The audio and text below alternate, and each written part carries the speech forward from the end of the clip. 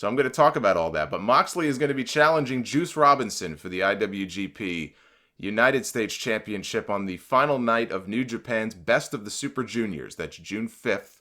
So that's 3 days away in Tokyo. That's this week. This is a deal that he made independent of AEW. AEW does not have, at least not yet, an official working relationship with New Japan Pro Wrestling. And like some other guys, until they get a TV deal this fall, the company is letting some of these people continue to book themselves independently. That will die down, I'm sure, once they get on TNT. But for now, Moxley is free and clear to book and wrestle wherever he wants to. Moxley then makes his AEW in-ring debut later this month at Fighter Fest, June 29th in Daytona Beach, Florida. He's going to be wrestling Joey Janela.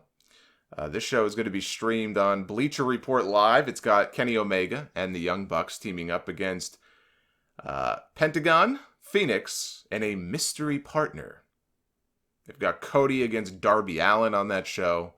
Meanwhile, All Out in Chicago, August 31st. That is their next big pay-per-view. That's the sequel to All In. Now they're going All Out. And it is official. Chris Jericho will meet Adam Hangman Page to determine the very first ever AEW World Champion. Who do I think should be the first AEW champion? Who do I think should win that match? I think it's got to be Chris Jericho. If it's my call, Jericho goes over in that match. And I understand, he's the former WWE guy. He's 48, almost 50 years old. He's got dad bod, like all these different, things that people would say now about Chris Jericho. I don't care. Doesn't matter. Jericho is performing at a level. I mean, in ring, he's not as young and as spry as he used to be, but he's performing at a level right now, and his name is sort of, I would even argue, at a peak that it hasn't been before.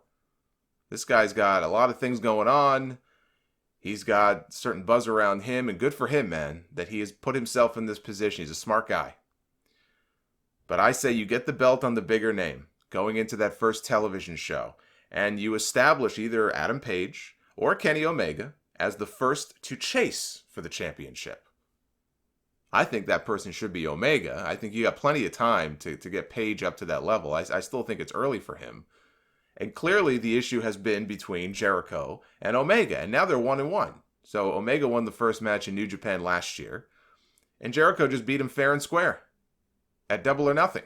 I don't think the issue is over between them, and I think Kenny Omega should be positioned ultimately as the champion and sort of the face of AEW.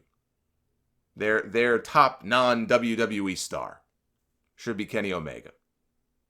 So I think you take your time with Adam Page. It's way too early. You don't have to rush the belt onto him. You put the belt on Jericho. Jericho should win. And I would assume, this has not officially been announced, but I would assume the other big match on that all-out card is going to be Kenny Omega against Jon Moxley after what happened in Vegas. That's a tough one because Omega lost on the first show. For him to lose again to another WWE guy, right? You could say that about Jericho. Now he's going to lose to another WWE guy. I think that would be, I don't think that would be an ideal outcome to that match. But for Moxley to lose in his first really big match, you got to weigh the pros and cons. I guess it doesn't matter. I mean, I guess he could lose. It's fine if Moxley lose. I assume he'll beat Joey Janela. He'll go to New Japan. He'll do some stuff. Who knows? He may win the U.S. title from Juice this week. Him losing to Kenny Omega, I don't think is going to be, any kind of horrible thing for him. We still don't know when they're actually debuting on TNT. We don't know if it's going to be in September. We don't know if it's going to be in October. We don't even know the day of the week, although it sounds like it's going to be either Tuesday or Wednesday. Just because they have NBA commitments does not mean that they cannot air AEW on Tuesday nights. So I think Tuesday is a very real possibility, and so is Wednesday, the day that NXT drops on the network. I think it's going to be one of those 2 days, but we still don't know when that's going to be.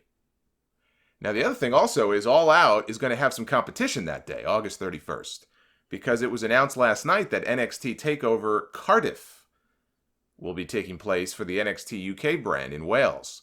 And I didn't mention this last night, but New Japan's got a show. They've had their Royal Quest show in London. New Japan's going to be in the UK on that day doing a show, and there will be some overlap between the New Japan show and the TakeOver show.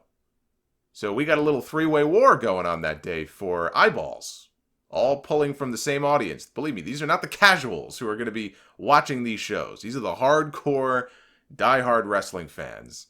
They're pulling from that same pool. All three shows are on that day. It's going to be very interesting. Speaking of New Japan, Moxley, I mentioned he's got the match with Joey Janela later this month at Fighter Fest. Then he has nothing. He has this huge gap in his schedule, at least wrestling-wise, until August when he wrestles Pentagon at an independent show. That leaves all of July open for him, which has a lot of people speculating that he may be part of this year's G1 Climax, which I think would be really smart, for New Japan to bring him in if they can. This year, the G1 kicks off here in the U.S. They're kicking off, day one of the G1 is in Dallas on July 6th. And I think Moxley would be a good attraction for them.